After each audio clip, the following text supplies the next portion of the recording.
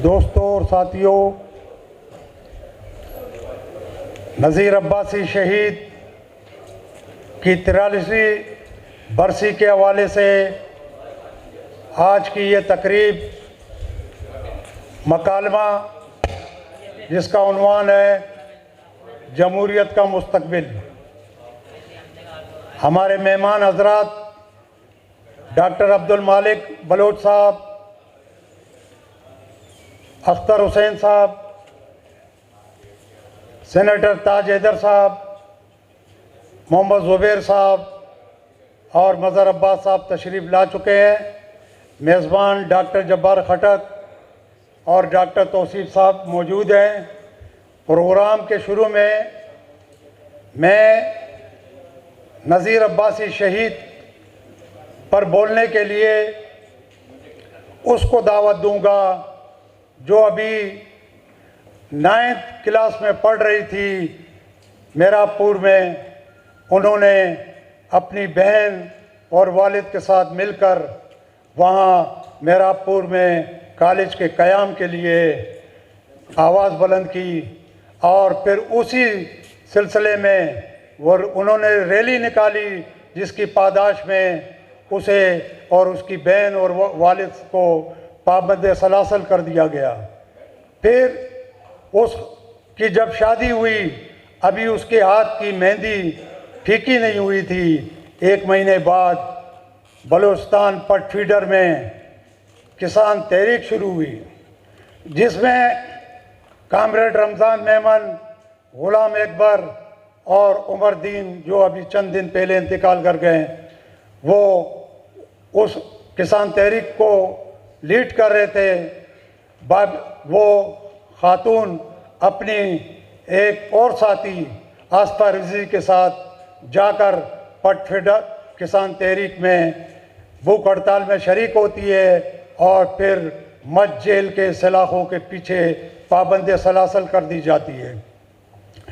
और फिर 78 में जब नज़ीर अब्बासी शहीद के साथी कामरेड जाम साकी को गिरफ्तार करके लापता कर दिया जाता है, तो कम्युनिस्ट पार्टी ऑफ पाकिस्तान उसकी गुमशुदगी के ख़िलाफ़ रीगल चौक कराची में एक एहतजाजी मुजाहरा करती है। फिर वो खातून मत जेल से रिहा होने के चंद महीनों बाद ही कामरेड रमज़ान की फिर दोबारा क़यादत में रीगल चौक से गिरफ़्तार होती है और पाबंद सलासल कर दी जाती है।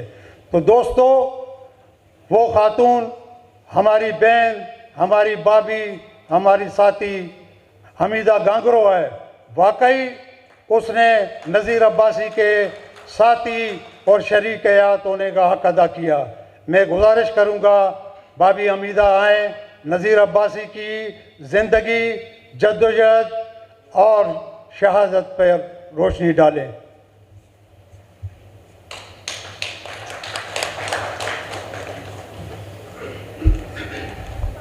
बहुत शुक्रिया खालिक ज़िदरान भाई।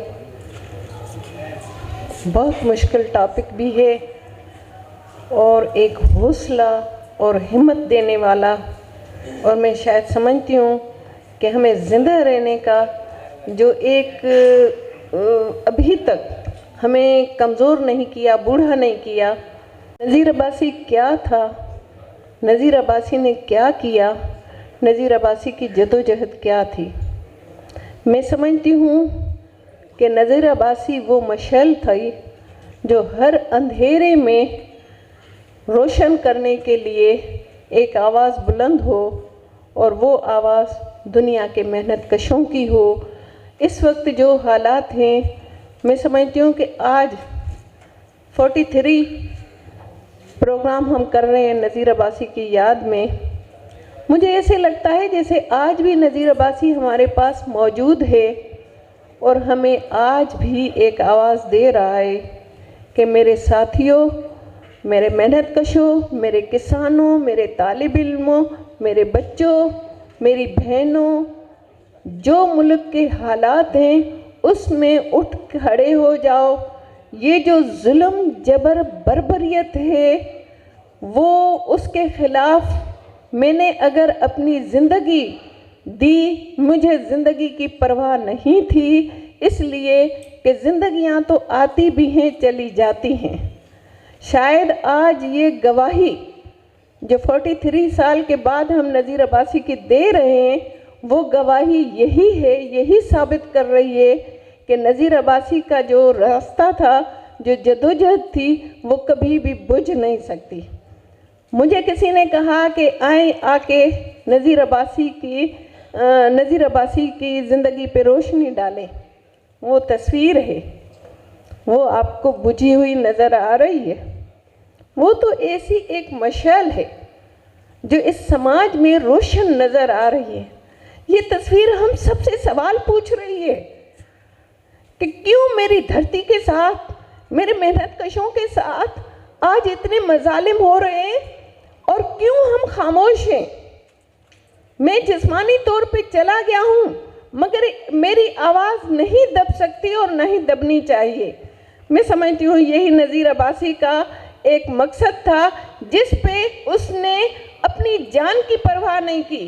कौन अपनी बीवी बच्चों माँ से प्यार नहीं करता, सब करते हैं, मगर नज़ीर अब्बासी ने अपने बीवी बच्चों माँ से की मोहब्बत को पीछे रख के, और उसने दुनिया के हज़ारहा बच्चों से, हज़ारहा इस्तेसाल होने वाली ख़वातीन से, हज़ारहा मेहनत कशों के लिए जो उसने अपनी लड़ाई लड़ी और उसने परवाह नहीं की, और उसने वो सिंधी में जैसे कहते हैं जै साह डई वे साह ॾिनो, वो अपनी सांस दे के हम सब लोगों को एक एतमाद दे के गया है।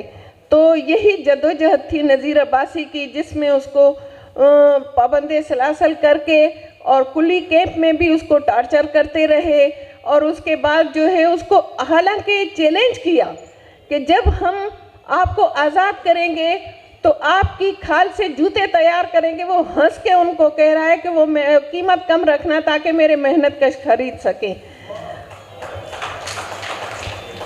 ये ने एक खौफ, टार्चर हो रहा है उस बंदे पे, मगर फिर भी उसको खौफनाक अल्फाज से उसको ये कहा जा रहा है कि हम आपको आज़ाद तो कर रहे हैं, मगर आज़ादी में भी वो उनको ये मैसेज दे के जा रहा है। और थोड़े ही अरसे के बाद, मेरे ख्याल में 1 साल भी सितंबर में वो रहा हुआ है, और उसके बाद जो है वो अगस्त में उसकी जो है 1 साल के बाद उसको फिर शहीद किया जाता है। तो अपनी ज़िंदगी की न परवाह करने वाला जो शख्स था, और मैं समझती हूँ, मुझे इस बात पे फ़ख्र है कि मैं नज़ीर अब्बासी की साथी थी, हूँ और रहूँगी, इसलिए कि नज़रिया कभी भी ख़त्म नहीं होता। नज़ीर अब्बासी का नज़रिया कभी भी ख़त्म नहीं हुआ है। वो आज भी हमें एक आवाज़ दे रहा है, हमें पुकार रहा है। ये हमारे पैनल जो यहाँ पे स्टेज पे मौजूद हैं, ये सब उसकी गवाही है, उसकी तारीख की गवाही है ना, कि उसकी जदोजहद क्या थी। इसमें उस माजी को जो हम लेके आएंगे, उस माजी को आज के हालात में जो रोशनी डाली जाएगी, मैं समझती हूँ फिर वो शख्स मरा नहीं है, वो आज भी जिंदा है और हम सब के लिए जिंदा है, और हम सब से ये सवाल पूछ रहा है कि मेरे धरती के मेहनत कशों के लिए एक आवाज़ बुलंद करो, उठो मेरे साथियों, मेरी आवाज़ बुलंद करो। यही नज़ीर अब्बासी का पैगाम था, यही नज़ीर अब्बासी की सोच थी।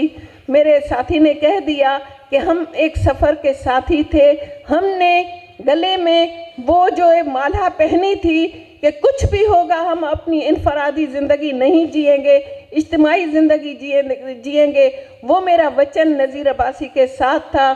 जब वो शहीद हो गया उसके बाद भी वो वचन नहीं टूटा, और आज भी हम उस वचन को, ये हम आप सब साथी जो लेके बैठे हैं, वो नज़ीर अब्बासी का एक मोहब्बत थी, एक सच्चाई थी, जिसको हम उसको रोशन करने, उसकी जदोजहद पे रोशनी डालने के लिए बैठे हैं।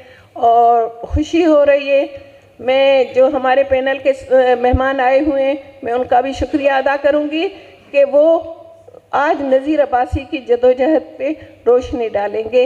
नज़ीर अब्बासी को सुर्ख सलाम। मेहरबानी। शुक्रिया कामरेड हमीदा गांगरो साहिबा।